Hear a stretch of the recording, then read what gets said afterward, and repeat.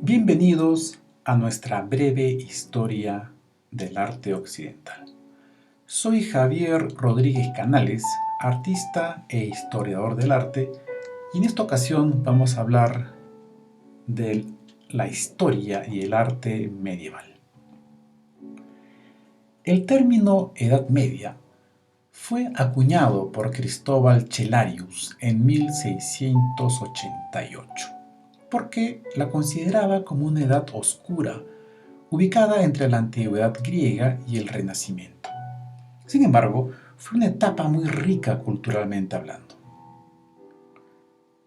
La Edad Media empezó en el 476 después de Cristo con la caída del Imperio Romano a mano de los bárbaros.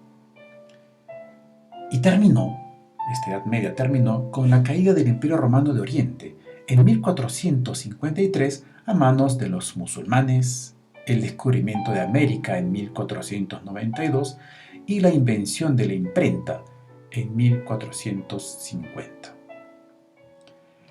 La Edad Media se divide en Alta Edad Media, o también conocida como Vieja Edad Media, que va del siglo V al siglo X, y la Baja Edad Media o Reciente Edad Media, entre los siglos XI y XV.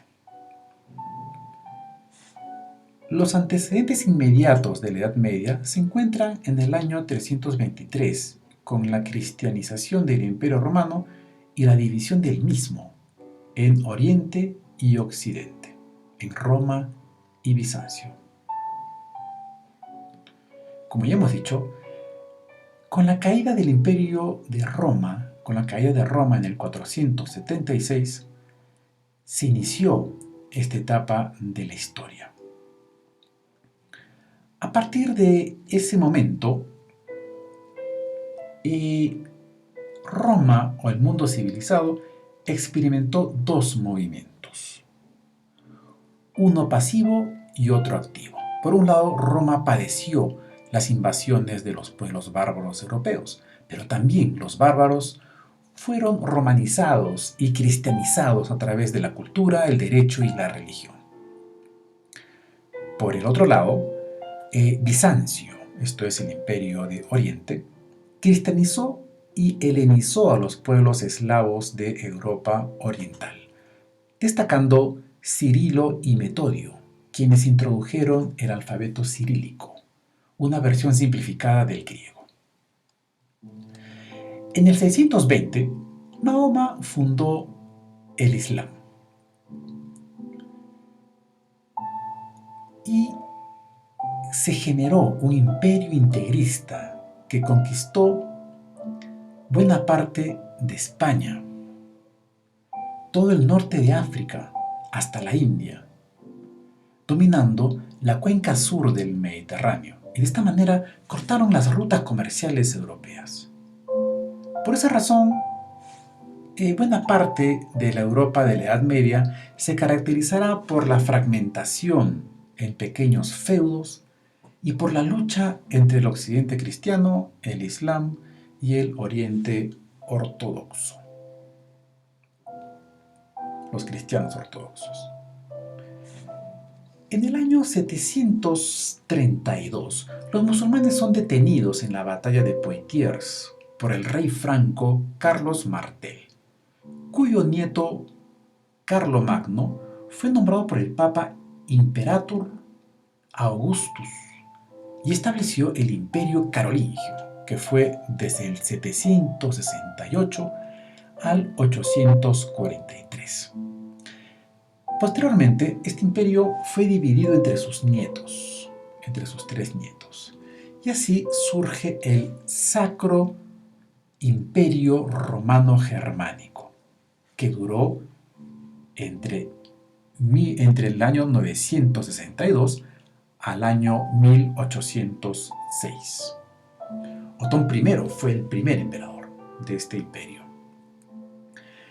De esta manera se llega al inicio de la reciente Edad Media en el año 1000, que significó la consolidación de la cristiandad europea el cisma de Oriente, que significó la separación definitiva de Bizancio y el inicio de las cruzadas.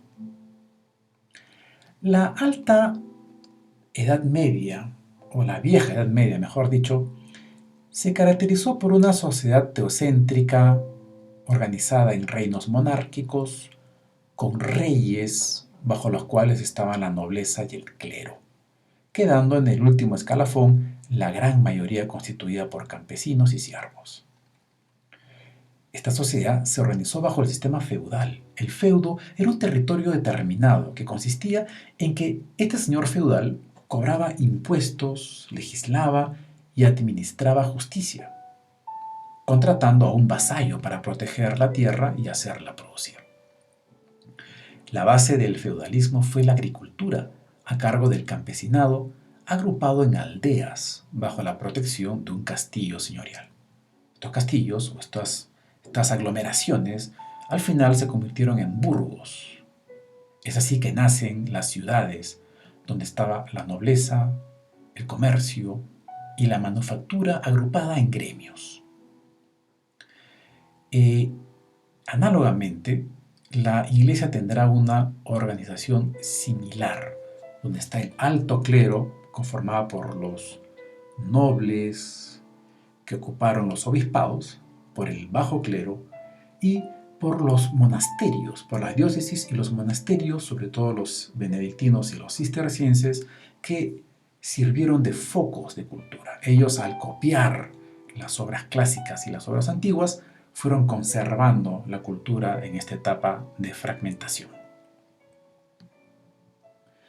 Por otro lado, la Baja Edad Media, ¿no?, o la reciente Edad Media, en Occidente significó el inicio de la modernidad y en Oriente la agonía que terminará con la instauración del Islam.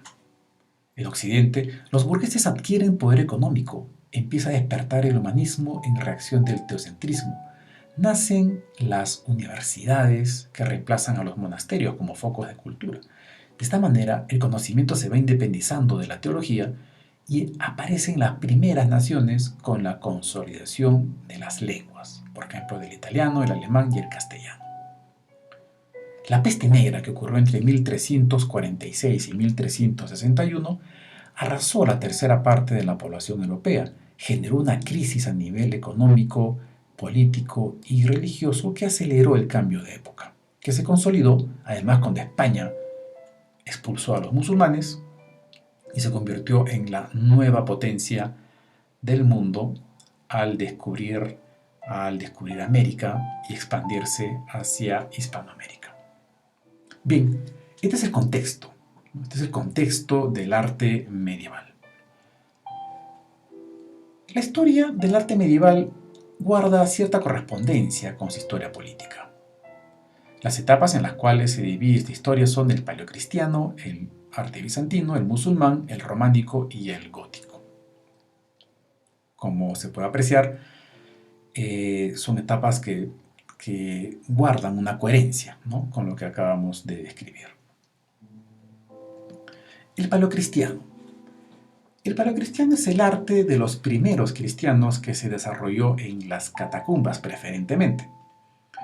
Fue un arte decorativo que se interesó sobre todo por el simbolismo y la alegoría, copiando en un primer momento los murales romanos y luego las esculturas romanas, especialmente los altos relieves de los sepulcros, haciendo muchas veces una identificación de Cristo con los dioses griegos.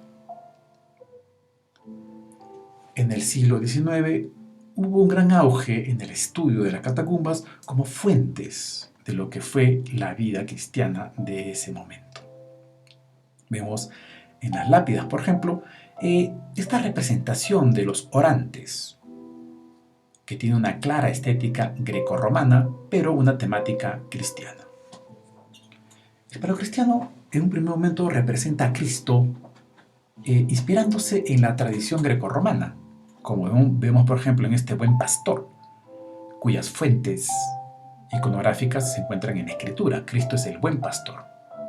pero como en esa época no se conocía cómo era Cristo y en la Biblia no se describe a Cristo como un ser barbado, se utilizó esta imagen, que además tiene una clara referencia o tiene una clara inspiración en los moscóforos, ¿no?, de la antigua Grecia.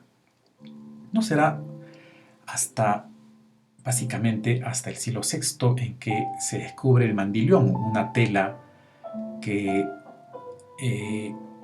tiene impregnado el rostro de un hombre barbado y que los cristianos le atribuyen que es Jesucristo. A partir de ahí es que se empieza a representar a Jesús como el hombre barbado que conocemos hasta el día de hoy. El paleocristiano también, aprovechando que el imperio se convierte al cristianismo en el 323, ¿no?, empieza a utilizar las basílicas como iglesias. Las basílicas eran las construcciones romanas dedicadas a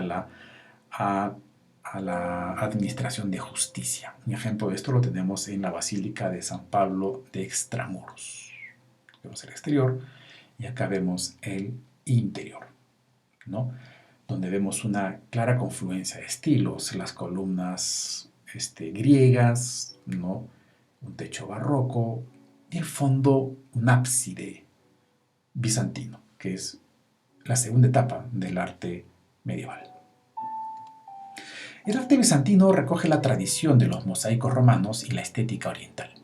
Entre sus principales manifestaciones tenemos la arquitectura sacra, cuyo máximo exponente es el templo de Santa Sofía, el templo dedicado a la sabiduría, que se encuentra en Constantinopla, la actual Estambul, y que a partir del año 1453 fue utilizada como mezquita. Por eso es que se le añadió los minaretes o esas columnas de los costados, de las cuatro esquinas, para que los imanes puedan cantar y llamar a la oración. En el arte del mosaico tenemos las representaciones del Cristo Pantocrátor, ¿no?, un Cristo idealizado, un Cristo sacralizado, para ser más exactos, ¿no?, que sostiene la escritura en griego y con la otra mano bendice al mundo. La influencia de lo bizantino no solamente se quedó en Oriente, sino que también llegó a varias ciudades de Italia, como vemos en este caso, en el caso de la Catedral de Sicilia. Otro ejemplo de lo que es el arte bizantino y que manifiesta este maridaje o esta unión entre lo político y lo religioso, entre las dos espadas, el poder temporal y el poder espiritual, lo vemos en la representación del rey bizantino Justiniano, ¿no?, que está representado con el aura propia de los santos y que en el lado derecho, en nuestro lado derecho, ¿no?, está acompañado por el clero, el alto clero, ¿no?, que sostiene, cuyos representantes sostienen la cruz, los evangelios y el incenciario. Y a nuestro lado izquierdo están los políticos y la fuerza militar, ¿no? Ambas fuerzas, la fuerza política militar y la fuerza eclesiástica espiritual, unidas bajo el modelo del emperador santo, ¿no? Este emperador ha sido canonizado por la Iglesia Ortodoxa.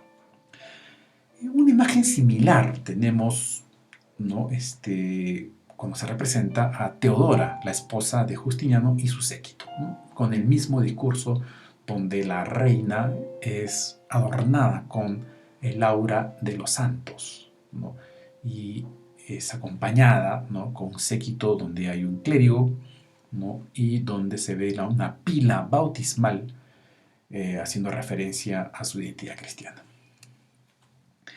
El arte musulmán. El arte musulmán es coherente con una religión monoteísta que prohibía la representación de Dios, y también es coherente con la tradición oriental donde nació, ¿no? Vamos a ver que el arte musulmán parte de dos dinastías, ¿no?, la omeya y la abásida. La primera más vinculada a lo grecorromano y que tuvo su capital en Damasco, y la segunda más vinculada a Mesopotamia, que tuvo su capital en Bagdad. Por eso es que en el arte islámico o musulmán vamos a encontrar tendencias o dos tendencias, una que recoge la tradición grecorromana y la otra que recoge la tradición de Oriente.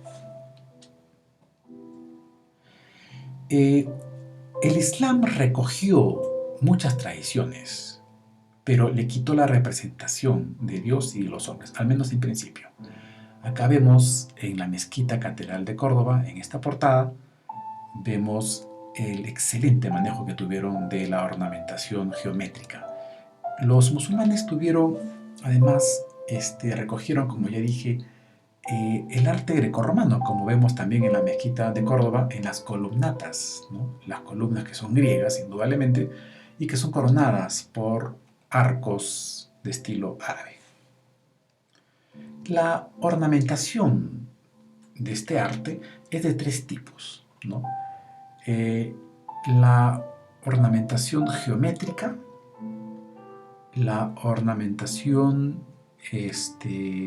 orgánica o que representa plantas, ¿no? Vinculadas a las formas de las plantas, ¿no? De la botánica, y la ornamentación epigráfica, esto es, utilizando la caligrafía como una manera de adornar los templos y los palacios de los gobernantes. Pero como dijimos, si bien el Islam prohibía la representación de los hombres y de los dioses, o de Dios, vemos que esto no se llega a cumplir del todo, sino que ya también empiezan a representar a muchos personajes, ¿no? Este es el arte del Islam. Hay que recordar que la tradición islámica recogió, ¿no? En un segundo momento, ¿no? Recogió los conocimientos de la época. Y gracias a los autores musulmanes es que muchos autores de la antigüedad, como Aristóteles o muchas obras de Aristóteles y de otros autores importantes, han llegado a nosotros. Desarrollaron la matemática, la astronomía, la medicina de manera admirable. El arte románico, ¿no? El arte románico se refiere al arte de Europa desde finales del siglo X hasta el siglo XIII, en que empieza el gótico.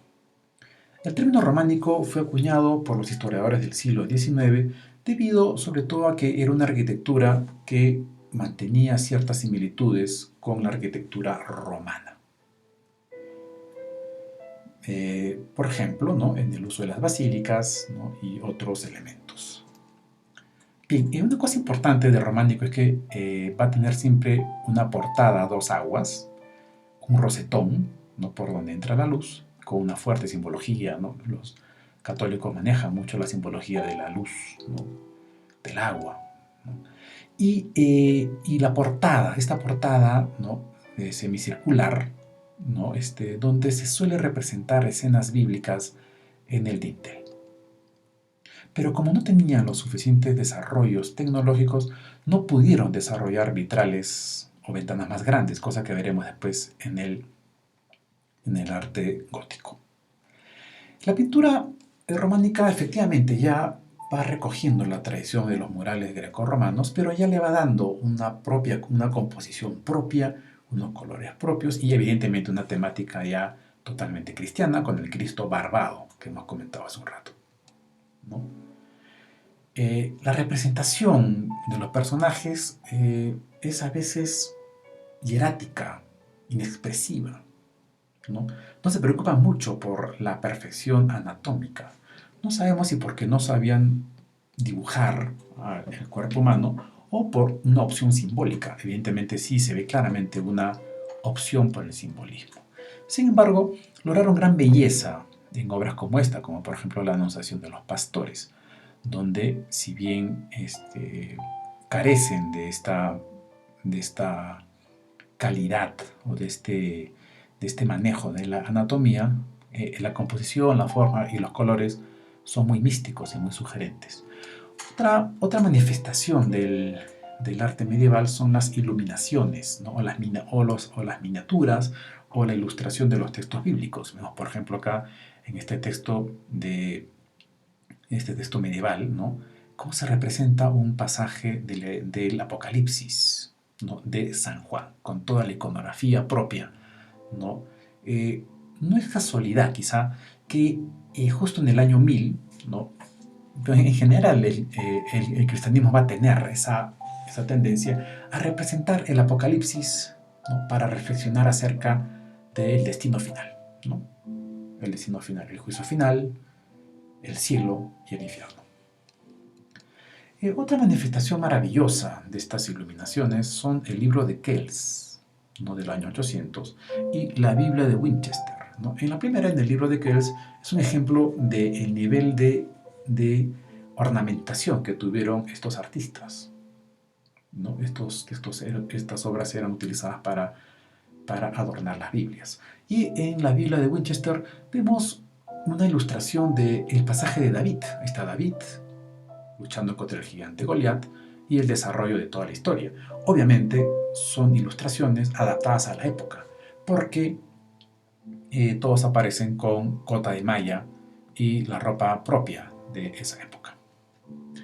El gótico. El término gótico viene de godo, ¿no? de los godos, ¿no? Y es un arte que, al menos el término, empezó como algo despectivo, pero indudablemente es un arte maravilloso, ¿no? Que se desarrolló en Europa en la reciente Edad Media, ¿no?